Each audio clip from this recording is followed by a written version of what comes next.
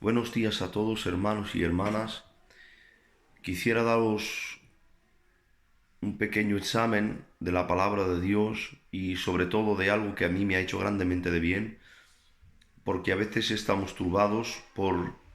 no estar aclarado en la voluntad de Dios. Y nos referimos siempre en la palabra de Dios, que es la que nos puede traer la luz, como decía David, que es nuestra lámpara, nuestro camino. Y bien, quisiera ir directamente al tema, porque no quisiera ser muy largo, quisiera hacer breve. Pero deciros que ese virus, esa bacteria, he escuchado hermanos y algunas personas, y yo mismo he estado a veces confundido en saber si era la voluntad de Dios, que la ira de Dios cayera sobre la tierra y que fuera la retribución de Dios. Pero dejaré deciros que bíblicamente, con la palabra de Dios por apoyo, podemos decir que no, que eso no es la voluntad de Dios, sino que es la consecuencia del pecado de la humanidad. Porque Dios tiene un carácter de ira y de justicia, y estoy de acuerdo con la palabra de Dios, pero no viene el tiempo de la ira ni de la justicia de Dios todavía, porque su ira y su retribución y su justicia se harán proclamar en los 7 años que van a venir brevemente. Cuando el rapto se haga, que la iglesia se levante, podemos decir que la ira de Dios se desmostrará sobre la tierra. Y para aquellos que me dicen que en el Antiguo Testamento se ha ocurrido a veces la ira de Dios, como en David, como con Moisés, con las plagas de Egipto, y todos esos versos, Dios me hacía entender por el medio de su palabra y por su espíritu que eran representaciones, como dice en el libro de Hebreos, era la sombra de lo que tenía que venir. Es decir, que nos llamaba a las plagas que van a ocurrir en la grande tribulación. Dios estaba dando ejemplos de lo que se tenía que venir.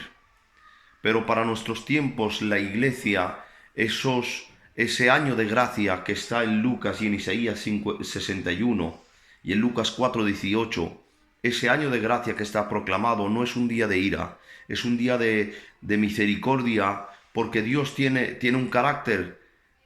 que se aira contra el pecado. Claro que sí, hermanos, pero no es el tiempo de la ira. Todavía Dios está usando de paciencia, de misericordia para que aquellos de los gentiles, que es la iglesia, la mayoría de la iglesia, que son los que no han conocido los pactos de la ley, todavía vengan al arrepentimiento. Ese años de gracia y de misericordia para cada cual de nosotros y para todo aquel israelita que se convierte y da su vida y se devuelve cara al Mesías, cara a Jesucristo, ellos pertenecen y pierden su identidad de hebreos para tomar la identidad de cristianos, de judíos mesiánicos. Y quiero deciros que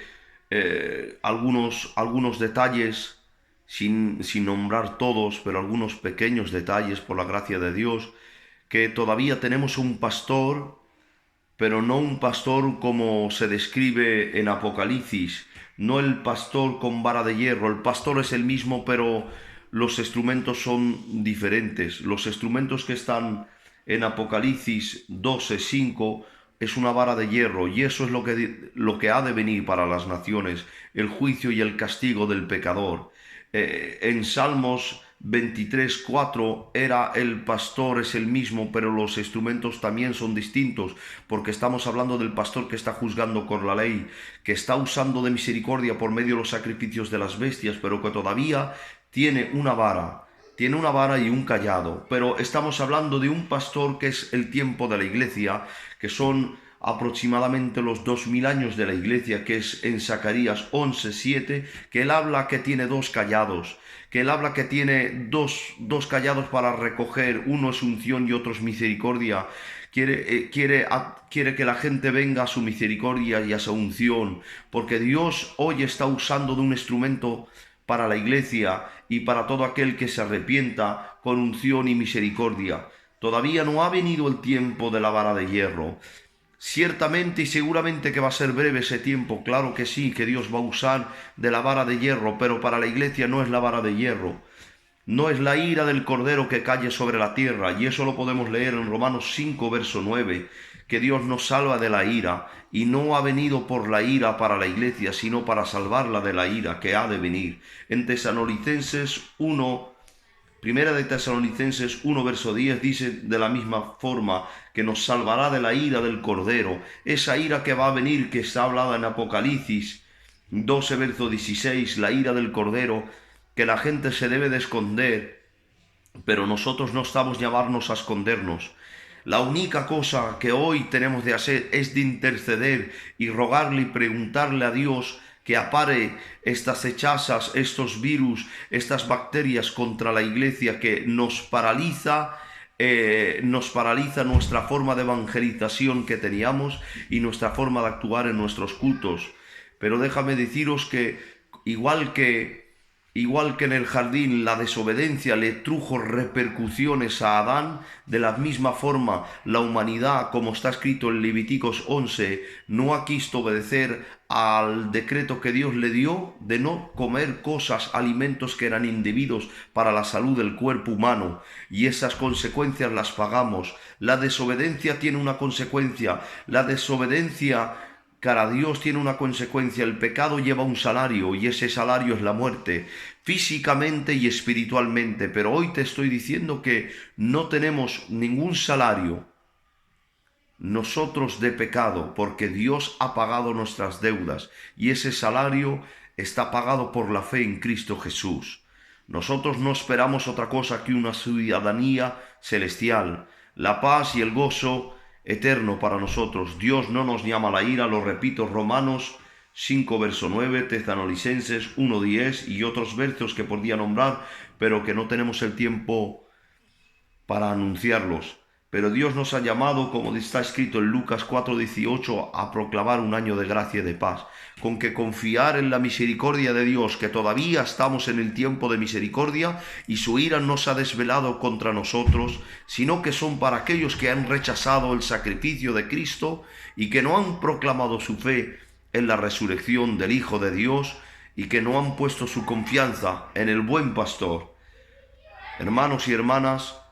algunas palabras de aliento. Oramos todos juntos sabiendo que tenemos un buen pastor que nos pastorea con dos callados que está para recogernos, y esa ira y esa retribución que Dios dará no es para la iglesia, hermanos, con que, como dijo Jesús, no se turben vuestros corazones, creer. Jesús dijo, creer en mí y creer en Dios, he vencido al mundo.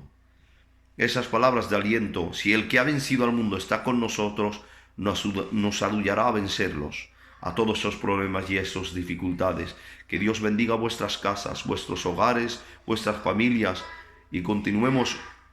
uniéndonos en la misma meta, en la oración y en la dedicación a la palabra y a la lectura, porque Dios está para aclarar nuestras dudas. Que Dios os bendiga.